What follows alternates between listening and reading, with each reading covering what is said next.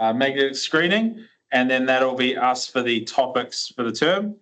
And then we will be moving on to revision.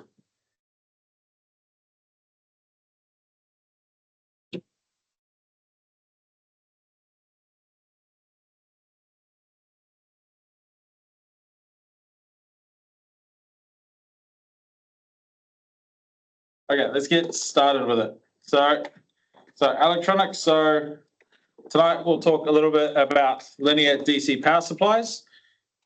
So they can be separated into 4 stages: the transformer, rectification. So a transformer steps up or down the voltage. Rectification, it produces ripple DC. Filtering, it smooths out the DC. And then regulation provides a stable output voltage. So who can tell me what's involved with rectification? What components are involved with rectification?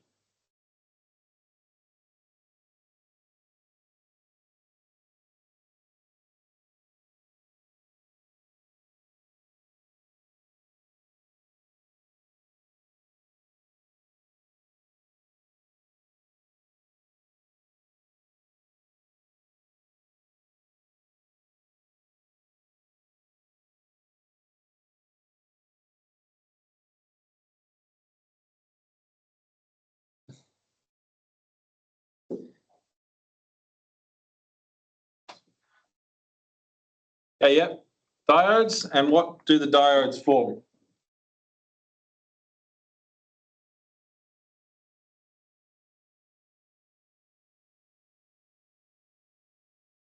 Yeah, rectifier. What's the most common type? Or the most preferable type, the most efficient that we can think of?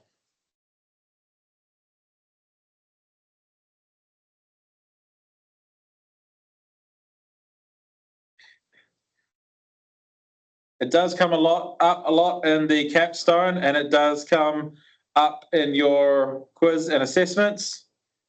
There's one very specific type. Yep, full wave or full wave bridge rectifier. Yep. Cool. So if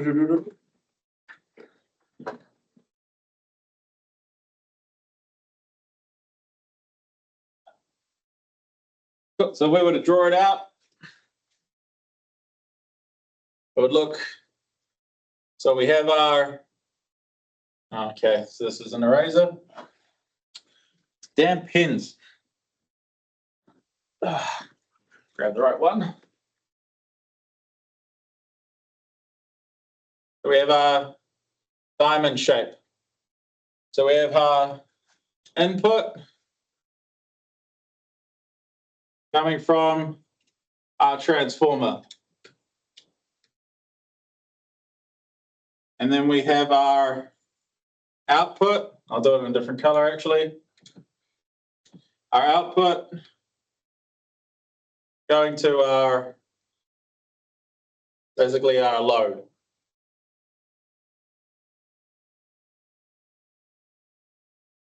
Cool. So now we'll add our diodes in. So we only want current to flow or voltage to go this way. So we will block any back voltage and put in our diodes here and here. And then we only want current to come back from this way. So we'll block any current, any voltage from going that way by putting in our diodes there. That is a very crude drawing of a full wave bridge rectifier because it takes both the positive and negative AC. So if we were to look at our positive, the first half of the AC waveform, if it's coming this way, it will come in here. It can't go to the left, so it will come through here on the right to the load or to our smoothing. And then we use yellow for our other side, for a negative cycle. It'll come down here. It can't go left. It can only go right towards our load. So that is how the full wave bridge rectifier works. And so we've got two parts of our linear DC power supply. We've got our transformer. So for example, it's a 230 to 24. Who wants to tell me what ratio that is? 230 to 24.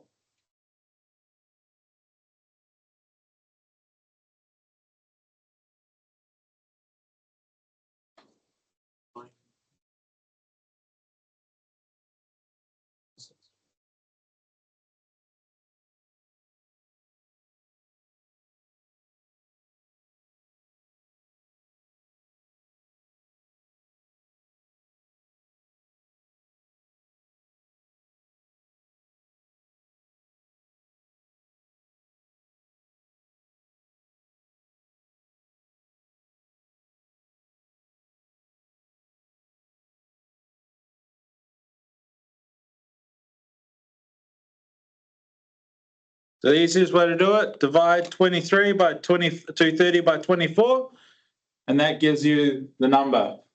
What answer do you guys get?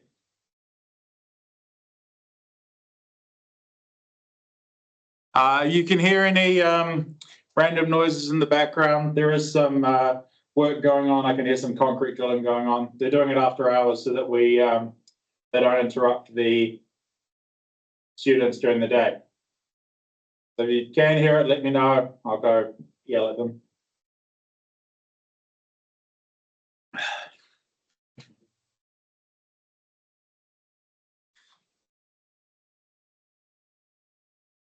Okay, cool. So we've got a couple of decimal answers. What about as a fraction? Because it's very difficult to have 9.58 turns. So it's not a realistic one.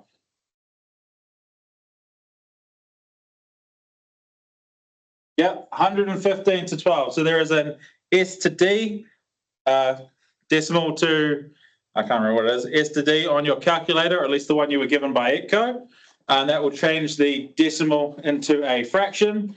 And yet we end up with 115 to 12. It's the more realistic ratio for us.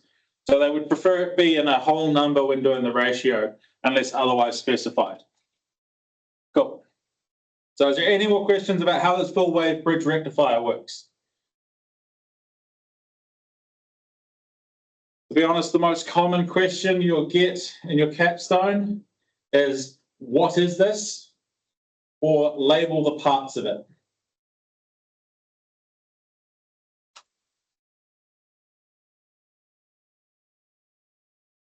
Okay, no questions?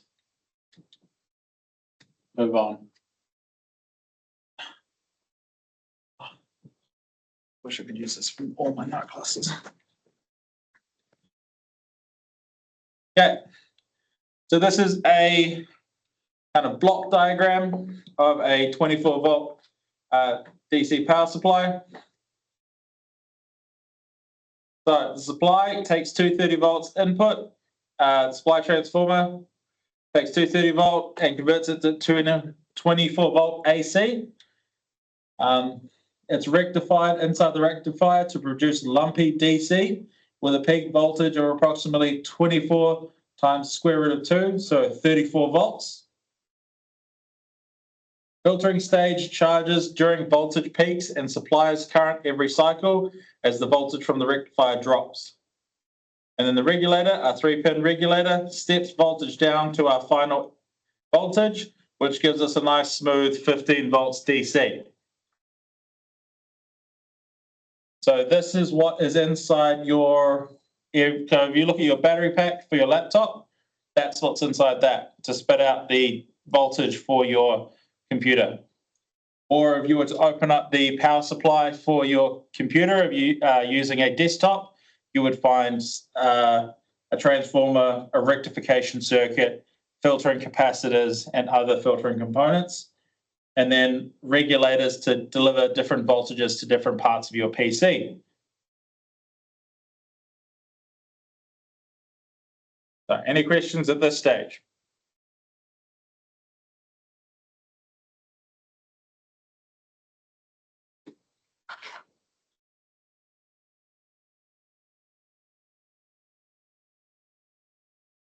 All right. Change of tact. What's everyone been doing this past week? What kind of jobs have you guys been on?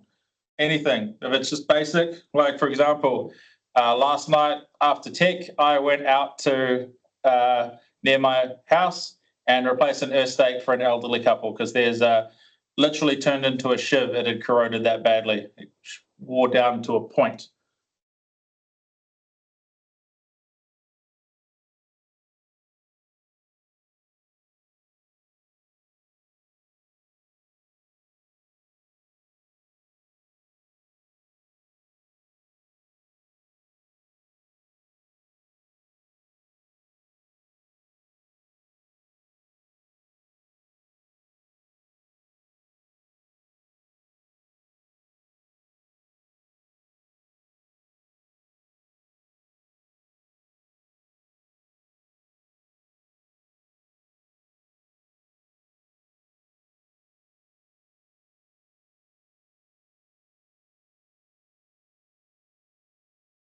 Okay, so some different stuff, pre-wire, cable basket, servicing, emergency lights and Spitfires. Yep.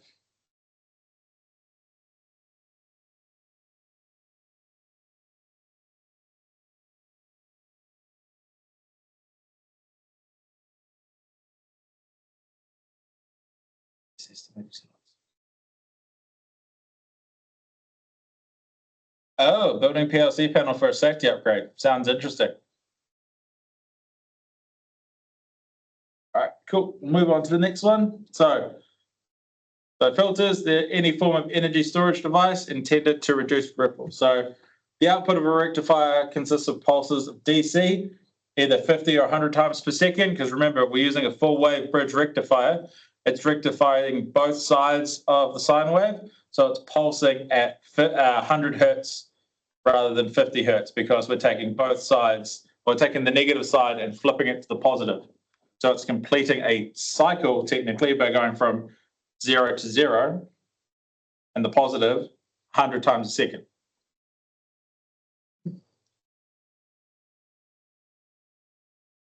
So it depends on the type of rectifier. If we're using a half wave, it's 50. If we're using a full wave, it's 100. So a pulsed DC can be used to drive a lot of motors. Most electronics require a constant supply of DC. It's free of ripple. After filtering, a small amount of the ripple is still present. So ripple voltage increases with current draw and decreases with additional filtering. So if we're trying to pull too much current through the filtering devices, it'll actually cause more ripple. Cool. So we've got our single capacitor filter. So capacitor can be used to store energy during the peak of each DC pulse and supply it to the load during the low voltage period of the pulse.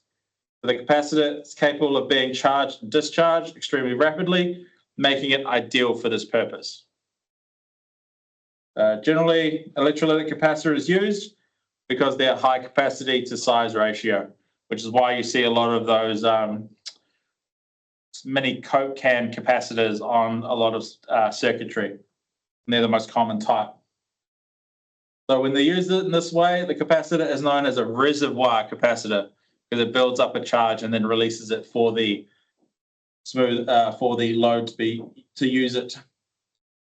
So between charging pulses, the capacitor discharges through the load, but only becomes partially discharged before the next pulse recharges it.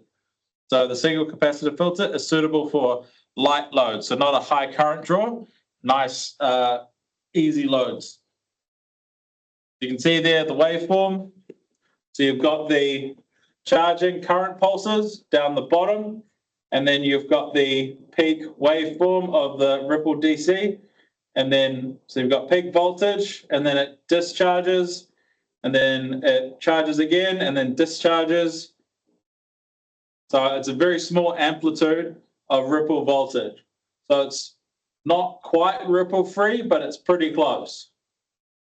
And so there's a dotted line here that's the average DC output across the whole thing. But again, not quite as stable as hooking it up to a battery. Cool. So resistor capacitor filter. So the single capacitor filter is suitable for many non-critical low current applications. So like maybe your phone charger because it's not drawing a lot of current. However, when the load resistance is very low, or when ripple must be held to an absolute minimum, the capacitor value required must be extremely large. A more practical approach is to use a more sophisticated filter that can do the same job but has a lower capacitor values, such as the RC filter or resistor capacitor filter. Adding the small resistance between the capacitor and the rectifier reduces the charging current by the capacitor between charging pulses. The RC capacitor input filter can only be used on small loads. This type of filter is used in power supplies where the load current is constant and voltage regulation is not necessary. So if you were to replace something that normally runs on a battery with an AC power supply or a DC power supply.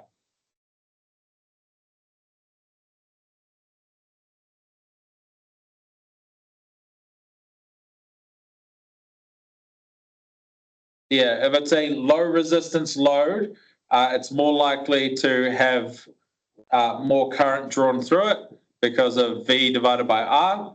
So we increase the resistance to reduce the current, so to protect the load.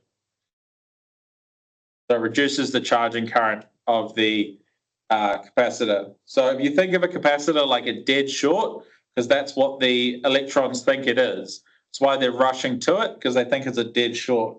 If we add that resistor, we're squeezing the pipe a little bit to stop the flow.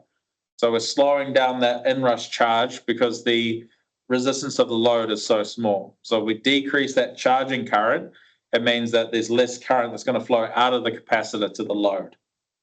Again, very good for small loads that require a constant voltage, but the load current is constant as well. So there's not going to be an increase in current. And because of this, we don't need voltage regulation. Any questions on that?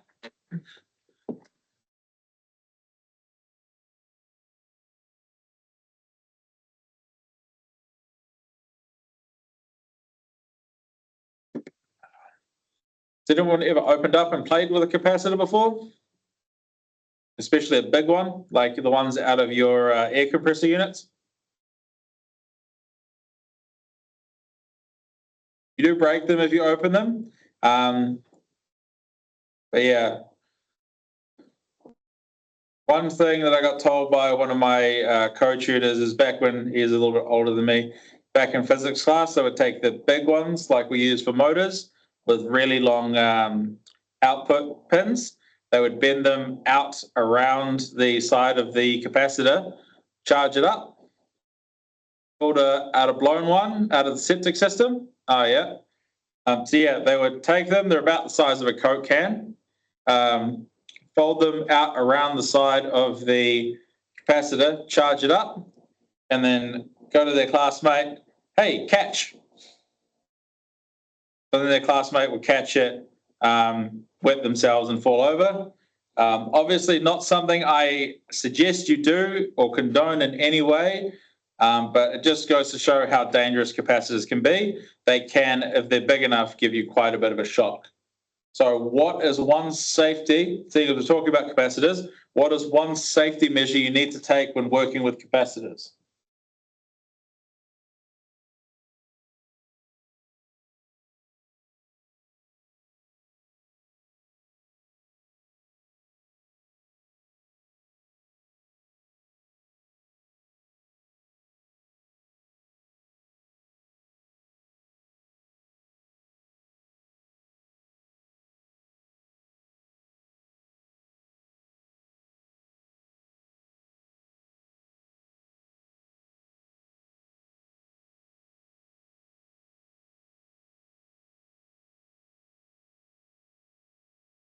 Yeah, you need to discharge them with an adequately rated resistor or resistive load.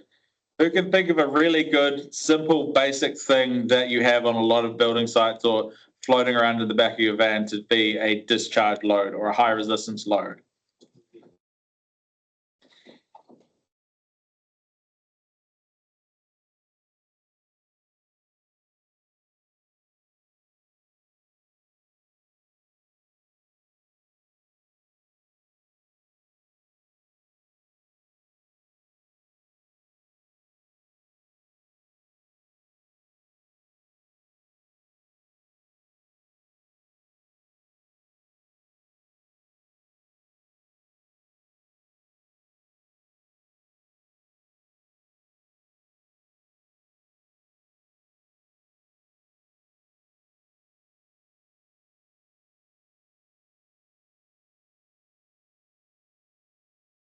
Well, one of the best ways, unless it's a particularly large capacitor, is you get a nice big steel bolt, put some leather gloves on, and just chuck that steel bolt across the terminals. Because steel is not a very good conductor. It's got quite a high resistance. It'll discharge it, but it won't. Doesn't have enough conductivity to shock you, but always be careful. Always wear gloves when trying to discharge a capacitor. Yeah, you could use an actual resistor, but unless you're dealing with capacitors a lot, you won't have resistors on hand. So some kind of chunk of metal that's not going to have a high conductivity and have high resistance is best. Cool. That's a resistor capacitor filter. So an inductor or choke filter. So what's one common place you'll come across other than here and a choke? Can anyone tell me another piece of electrical equipment that has a choke that has now become redundant?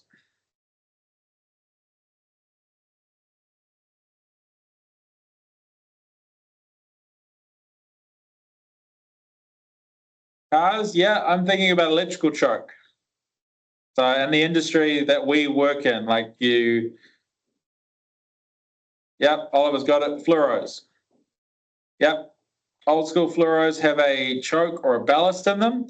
So that's another place that you'll come across them. They're now becoming redundant, but yeah, they're used for exactly the same thing. So an inductor resists change in current and stores energy in the magnetic field. As voltage rises, the inductor opposes the current rise by opposing the rise in voltage. As this happens, energy is stored in the inductor's magnetic field. So when the voltage falls, the magnetic field in the inductor collapses back into the coil, inducing an EMF into the coil, like we've talked about with inductance and AC theory. This induced EMF means the inductor opposes the drop in current. So not only does it oppose the rise in current, it opposes the drop in current. It doesn't like change. It's that grumpy old man that's just still hanging around that does not like change. Sure, everyone knows someone like that. As a result, the output voltage will be significantly lower than with a capacitive filter, as the output voltage does not reach peak voltage. Peak through the rectifier is significantly lower than with a capacitive filter, so a smaller rectifier can be used. It can be used with both low and high current circuits. Inductors may be significantly cheaper than large reservoir capacitors. So it's the same idea as the capacitor, only it takes longer for the inductor to charge and discharge because we're not charging with a static electricity, we're charging with magnetism. As you know, it takes a while for the domains inside of a ferrite material to change the poles inside the material to change direction. And so it takes energy to do that. And then when the magnetic field collapses, it's slow to release that energy. So as you can see, the voltage it doesn't get to peak. It just kind of lazily hangs around in the middle. Kind of like that guy who's been on site for too long, who just wants to take the easy shit. He just wants to do fit off. He just wants to, strip cable. He doesn't want to do any of the heavy lifting.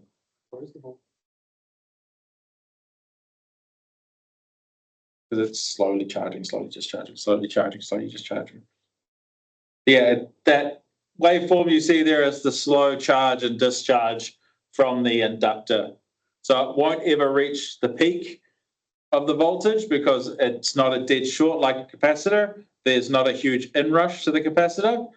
So it'll get to about halfway of the peak and kind of hover there all lumpy like that. Cool. And then we have the inductor capacitor filter. So similar to a resistor capacitor filter, but inductor is used instead.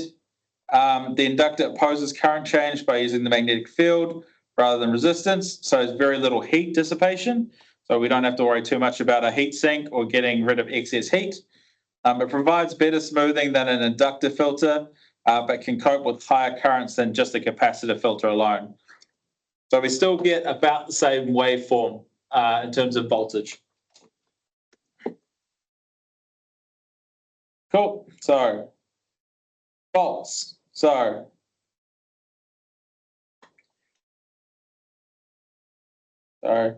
transformer fault. So no voltage at the transformer secondary. So we check for blown fuse or windings. So if we're not getting any voltage output from the transformer, we need to check for a blown fuse or winding. So rectifier, if one diode blows, it'll operate as a half-wave rectifier. So we'll only get half the voltage. If two diodes fail, we'll get no DC output whatsoever. So measure the AC volts from the secondary and measure the DC volts from the rectifier output. It should be approximately the voltage secondary times the square root of 2.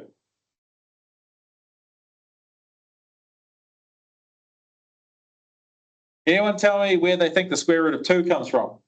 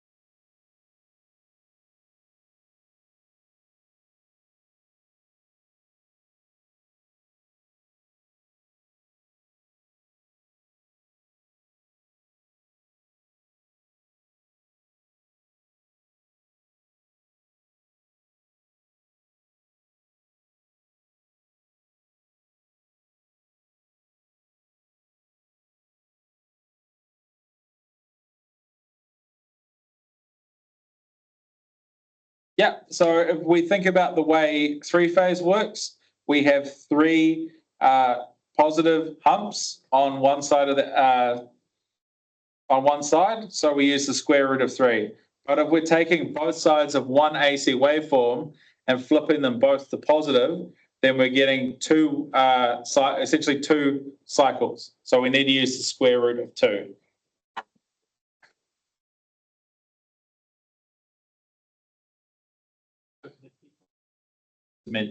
DC voltage should be.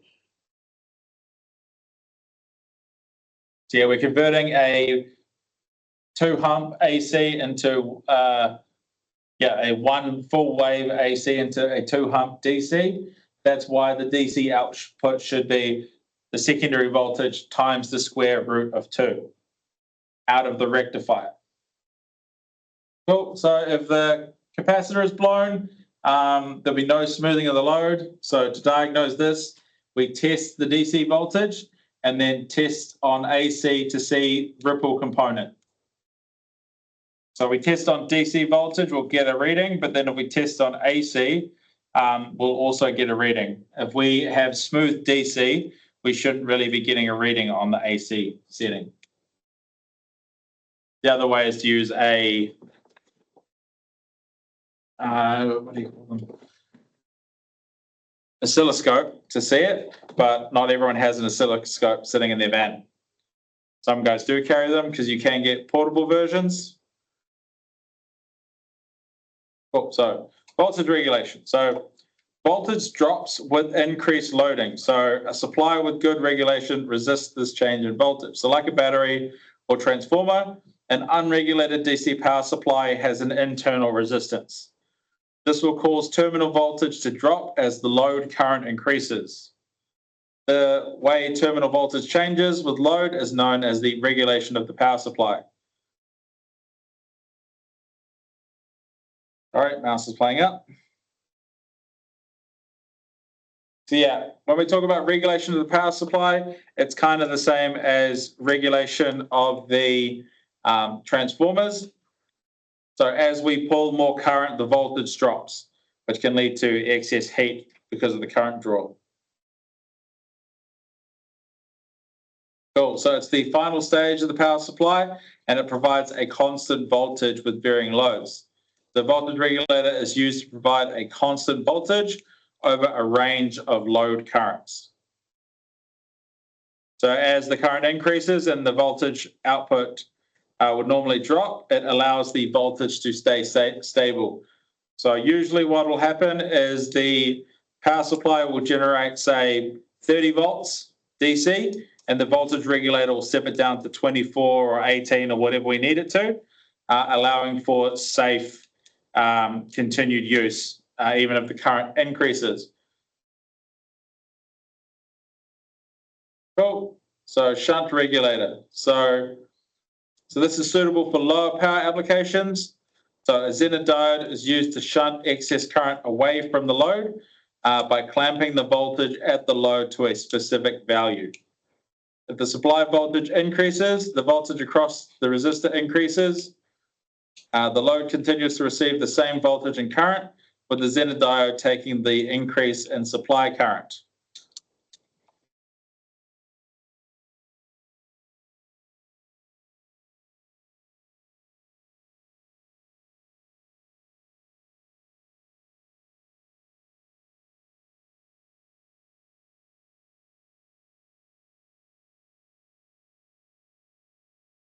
Yeah, once it reaches that breakdown current, it starts to conduct. That's what a Zener diode does.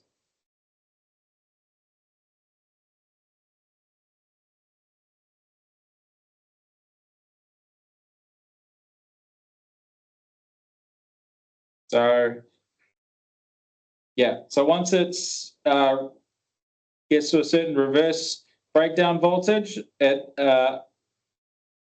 allows it to conduct high current.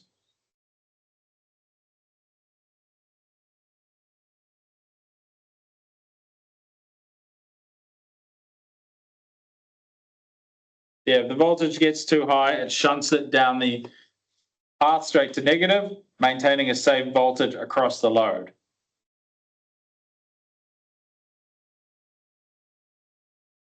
Cool. So series pass regulator. So this uses a variable element such as a BJT or a MOSFET in series with the load.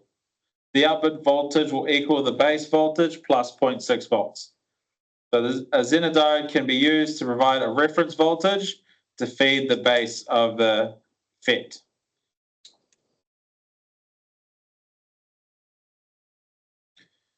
Does anyone remember what a MOSFET is?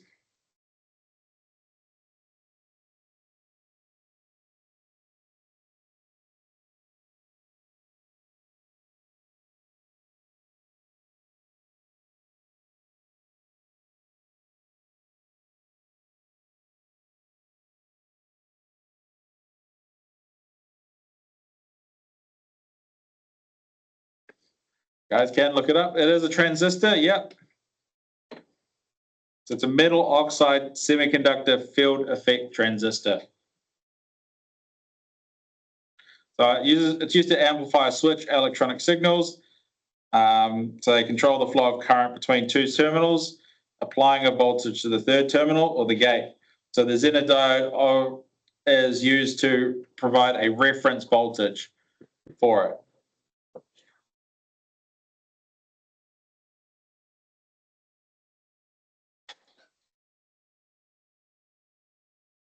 Cool. And then you have your fixed 3-pin regulator, which is the more common one. So 3-pin regulator combines a series pass regulator with additional features, all placed in a single IC, so integrated circuit. So 3-pin regulators can be bought with set voltages such as 3.3, 5, 9, 12. Negative versions of the same voltage are available. So you've got your input, your output, and your adjustment. So the adjustment is what adjusts the voltage going out. So it doesn't matter what's going in, the adjustment can then regulate the output. So you select that resistor down the bottom to set the output voltage. That's a fixed 3-pin regulator. So You can only adjust the output voltage by changing the resistor, not the integrated circuit. Cool. So this operates in the same way, but does not come with a fixed voltage reference. A reference voltage must be provided by external circuitry, such as Zener diode, resistor divider, or potentiometer. So a fixed regulator may be used as a variable regulator by lifting the base. I'm not going to draw that.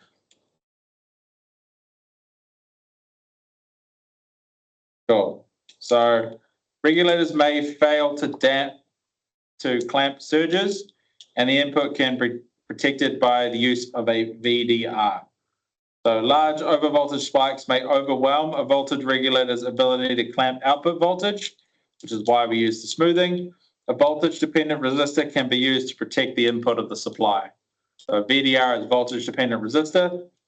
The VDR has a high resistance that rapidly drops when voltage exceeds a preset value.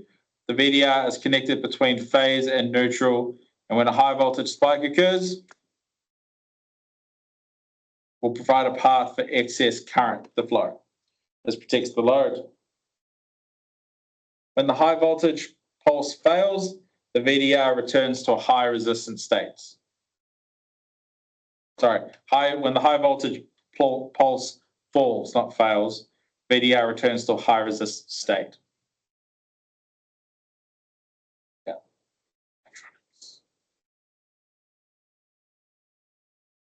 Cool. So your 3-pin regulator. So this contains a series pass regulator and additional protection circuitry in a single package. So thermal shutdown and current limiting prevent damage to the IC during operation. Makes most 3-pin regulators extremely durable, and excessive temperature or current will cause the device to turn off rather than burn out. So this is more likely one you're going to come across if you do any work with electronics, because more common, more robust, just better all around components. So you have your voltage input, a pass transistor, thermal shutdown and current limiting. You have your amp, you have your voltage output, and your common. Cool. So this is a full fixed DC power supply. So the entire circuit brought together. Note the VDR, or voltage dependent resistor, is connected across the supply lines. Capacitor C2 provides stability to regulate the IC. Most 3-pin regulator data sheets specify the use of a small output capacitor for stability and a slightly larger input capacitor if the regulator is positioned a long way from the supply. So failing to use an output capacitor may cause the IC to shut down under load. So if we follow the circuitry, we can see that it has the full wave bridge rectifier. So it will only allow current to flow through towards the 3-terminal regulator, and it will not allow it to flow to ground or the negative side of the circuit. So it flows in through the 3-terminal regulator after going past the first capacitor.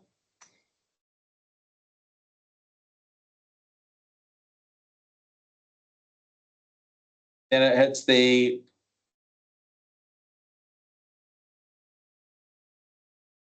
regulator, and then it's got the second capacitor to provide stability to the regulator, and then it hits the load. So it comes in at 9 volts into the regulator and leaves at 5 volts. This way, if that 5-volt load was to draw a little bit more current, the voltage would not decrease because we keep it stable with the 3-terminal regulator. So this is your standard full fixed DC power supply. So this is something, if you were to open your wall brick for some of our electrical equipment that runs on DC, you would find something similar inside. It has a fixed output, does not changed. Oh, and then you have your variable DC power supply. So the output regulator circuit is connected as a variable voltage regulator, and you have your variable resistor there, which is how we control the output of the power supply by changing the signal going to the third pin of the 3-terminal regulator. Right. Any questions at all? I know it is quite a bit of a dry, large topic. I think it might change in the new qualification, but in the meantime, this is still stuff you're going to have to know. The main things you're probably going to be asked in the capstone are things like, what is this device? It's a transistor, it's a triac, it's a Zener diode, it's a power diode, it's a full wave bridge rectifier, it's a light emitting diode, things like that.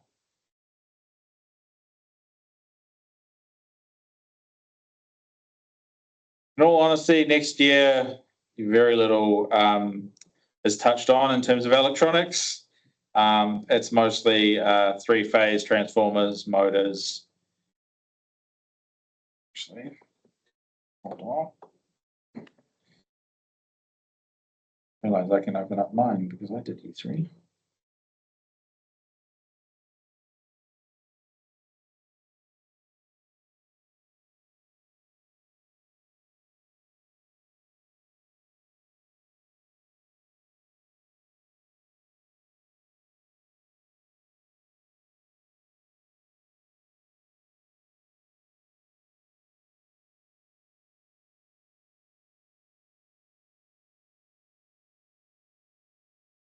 Okay, no questions. In that case,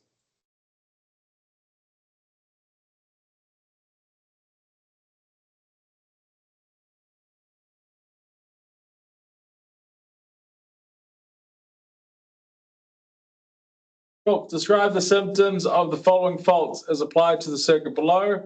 The diagram shows the circuit in normal operation. So output voltage is low, 4 volts at pin 1 of the regulator, 3 volts is measured at the load.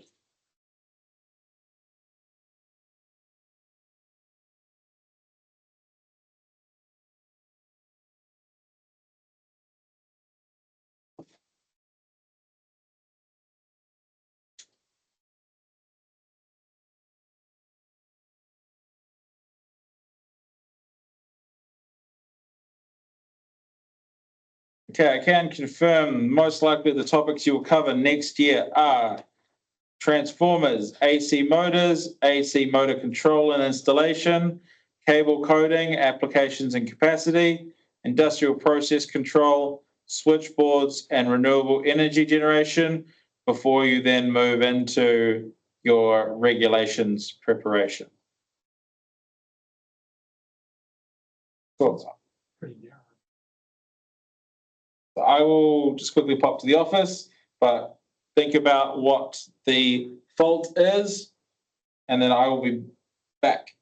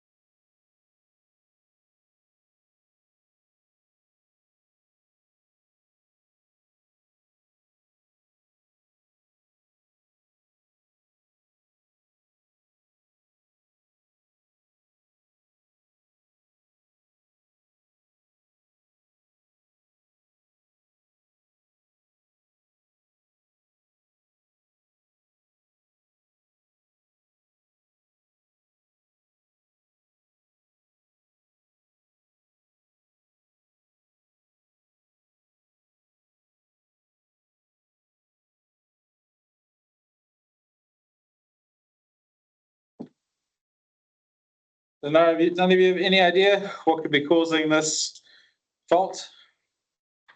So we've gone from an output voltage from the rectification from 9 to 4, and then we're measuring 3 volts at the load.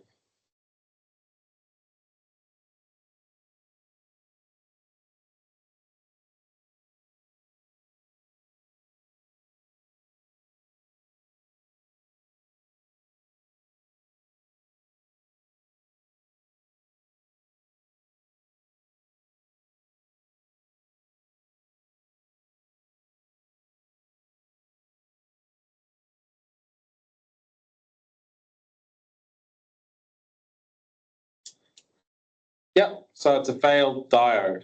So if we're getting a low voltage output from the rectification and low voltage at the load, it's because we have lost some of our DC, which is due to one of the diodes failing. Cool, so it's the same diagram. So a fixed power supply, fixed DC power supply. So now the second fault, or we'll go with the second one. So we've got no output from the regulator. So there's 2 possible faults. Explain how you would determine which fault has occurred. We get no output from the regulator.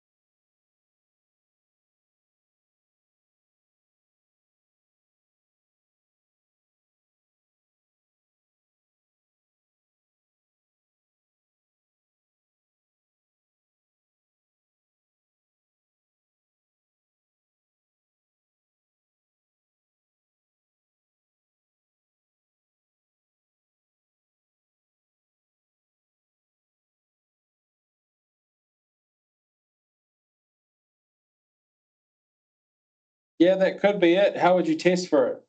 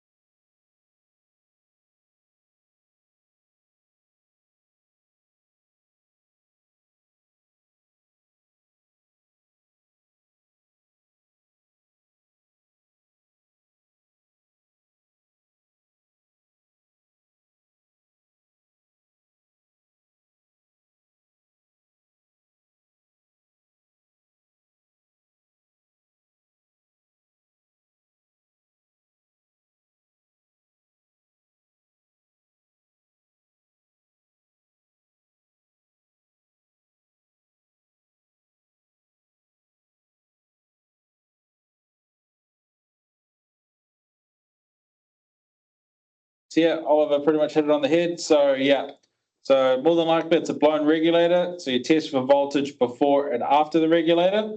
And if you've got no DC voltage before the regulator, then you test at the transformer because more than likely it's a blown secondary winding.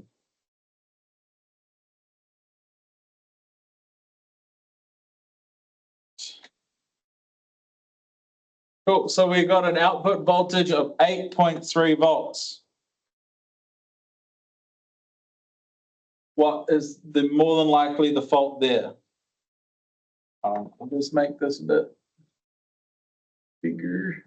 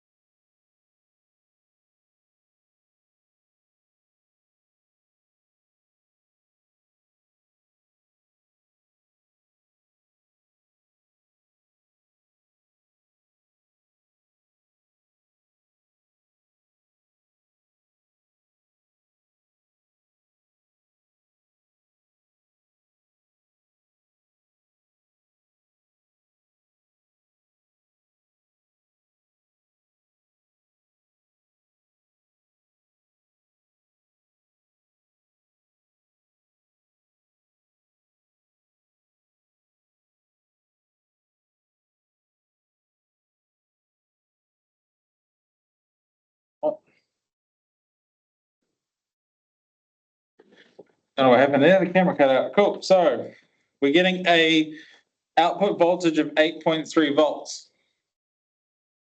But what is the issue here with that circuit? So we're meant to be getting an output of 5 volts, but we're getting an output of 8.3.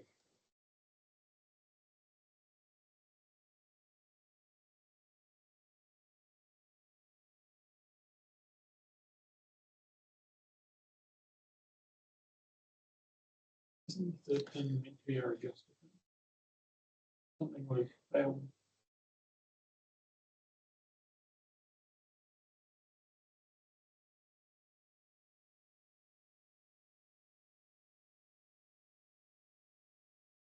No, but it's still the reference.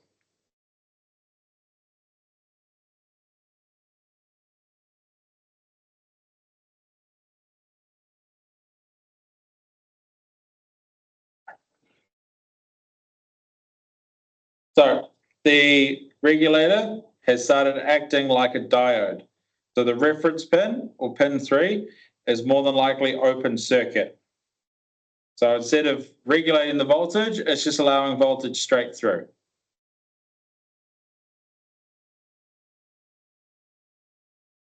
Cool. So you suspect the output has a lot of ripple. How can you test for the presence of ripple with a multimeter only?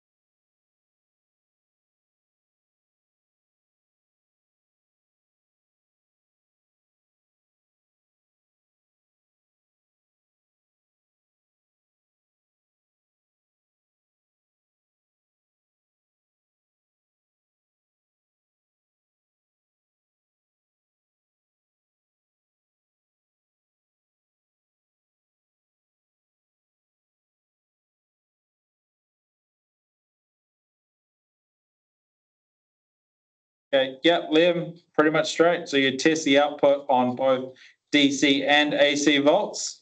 So a high ripple will register as a reading on AC.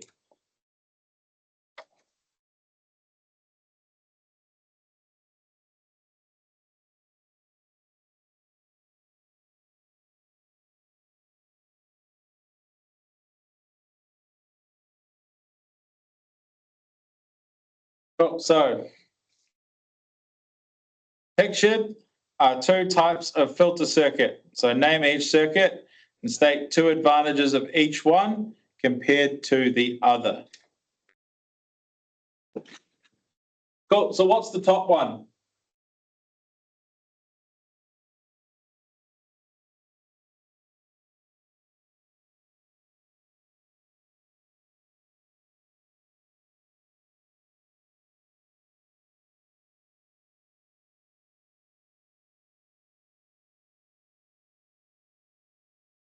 Yeah. It's an inductive. There's a name for it, not just inductive.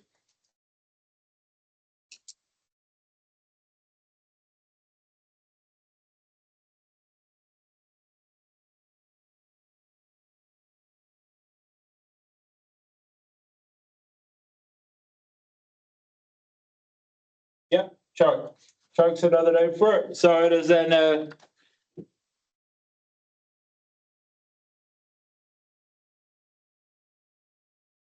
inductor or choke filter. Cool. So what about the second one? Just slide that down the middle. What is the second one? If that one's an inductor, what is the second one?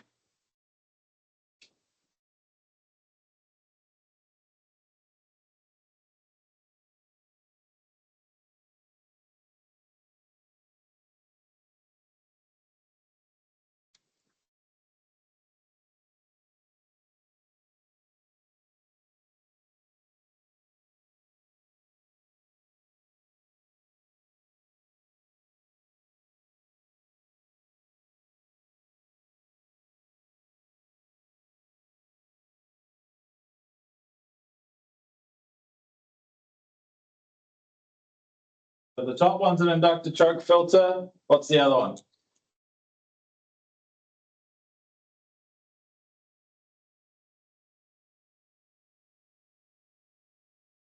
It's named after the two components that are in it. Not an inductor capacitor.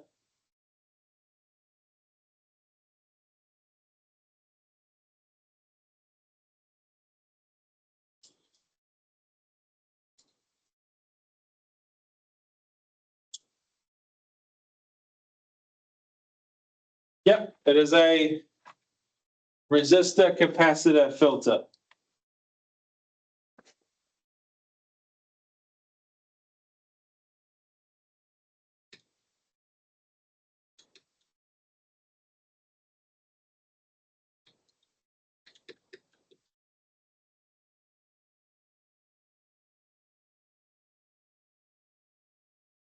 Cool. So, what's an advantage of the inductor choke filter over the resistor capacitor filter?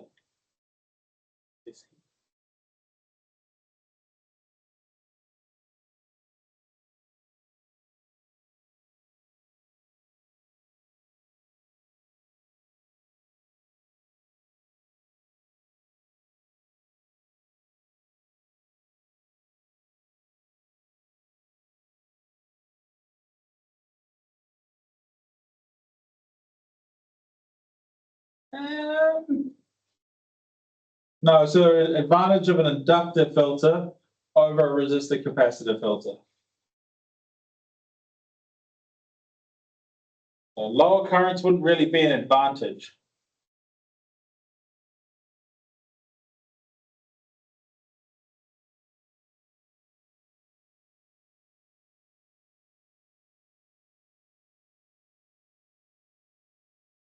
So Oliver's on the right path, but it's actually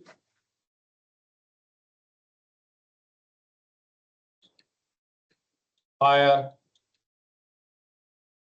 current applications.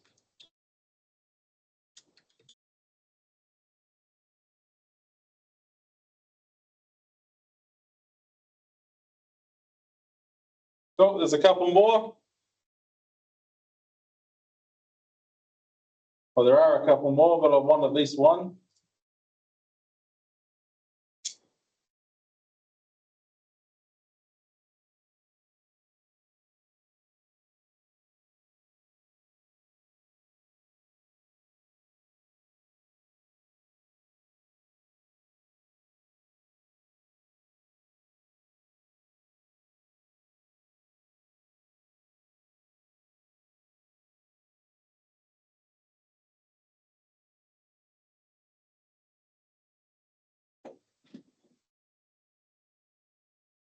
Okay, so we have higher current applications, and we also have less current spiking.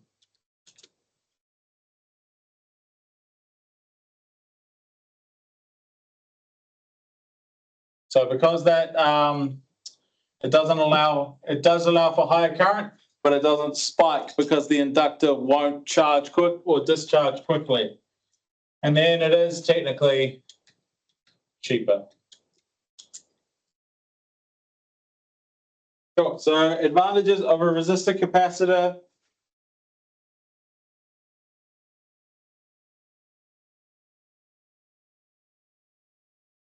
Filter over an inductor choke filter. Don't mind if you guys just chuck this question into Google. It'll actually give you some answers.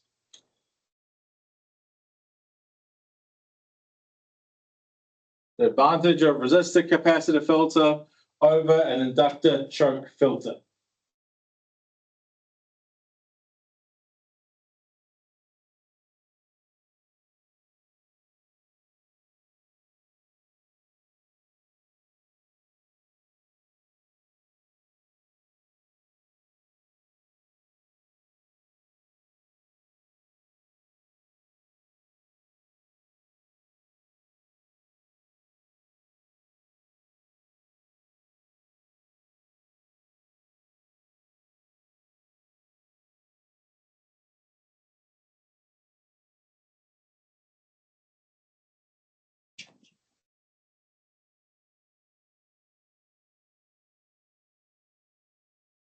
Yeah. There's one. Can anyone find any more?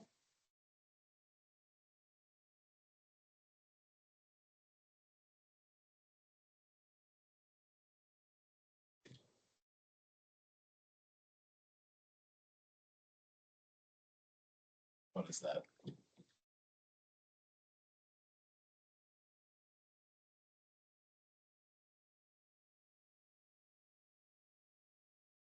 Easy to read.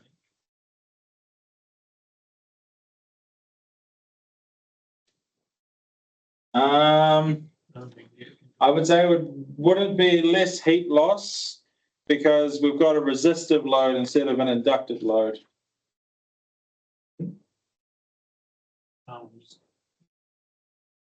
Easy to fabricate. Non-magnetic interference.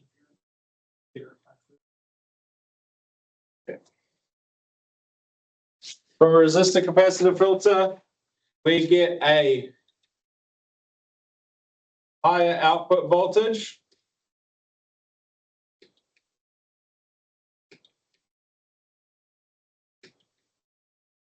And we get a better smoothing effect.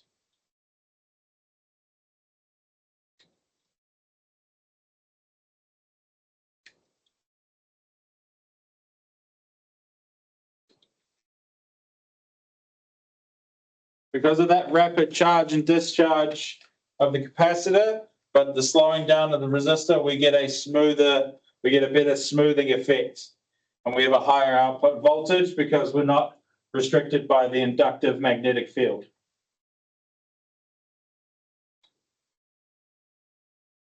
Cool.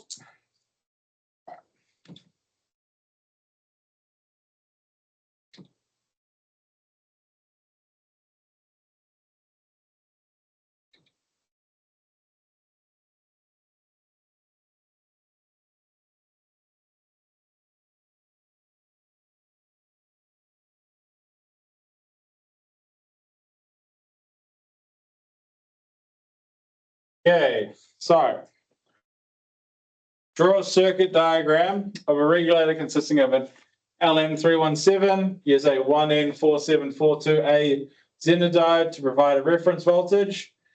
You'll need to select suitable resistor values and any additional componentry you need, capacitors, etc. You will need to obtain data sheets for the LM317 in order to pick the equipment. You'll find a page on the data sheet that includes a basic circuit diagram for operation. I am not going to get you guys to draw this. I will do my best to draw it myself.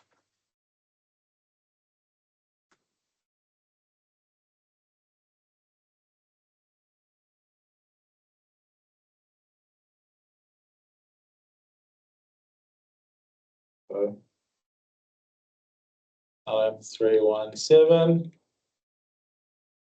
This is your in, your out. This is your 12-volt out.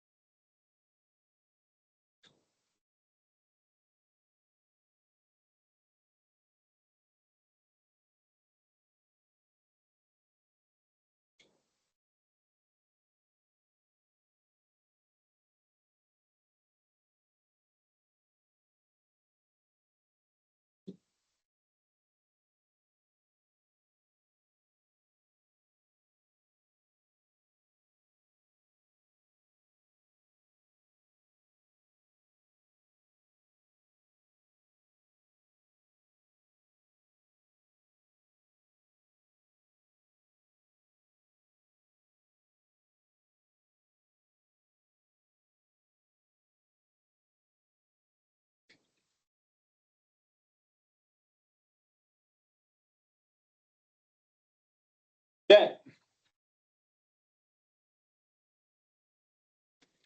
So that is that regulator circuit. So you've got your LM317. So this is a 1N4742A Zener diode. You've got your 0.1 microfarad capacitor on the input. And then you've got your 1 microfarad on the 12-volt output.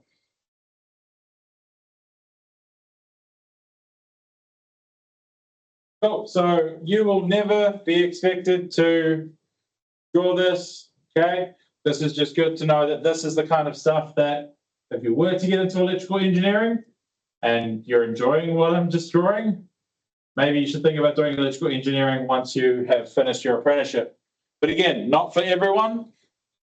Good for information. So again, this will be on the video, but if you guys want to screenshot it, that's probably the easiest way to do it. I do that a lot on video chats. Cool, I'm just going to clear it now.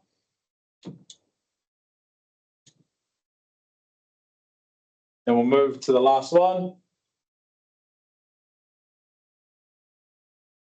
Cool, so LM7805 is a fixed 5-volt 1-amp linear regulator.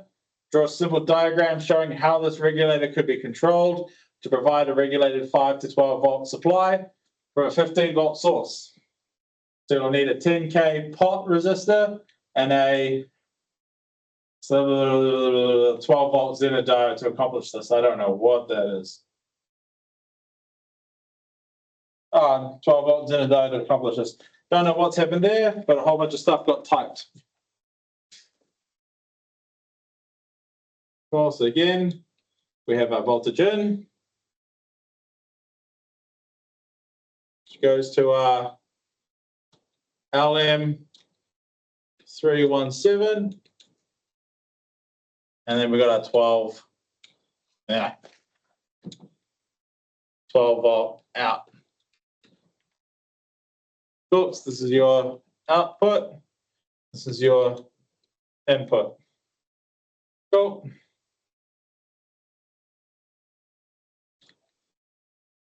End.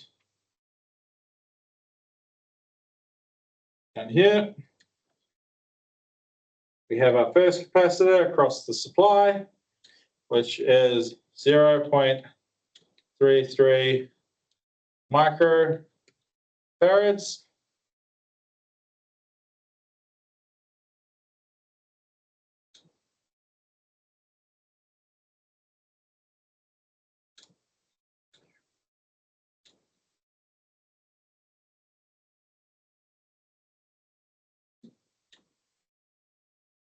The reference here,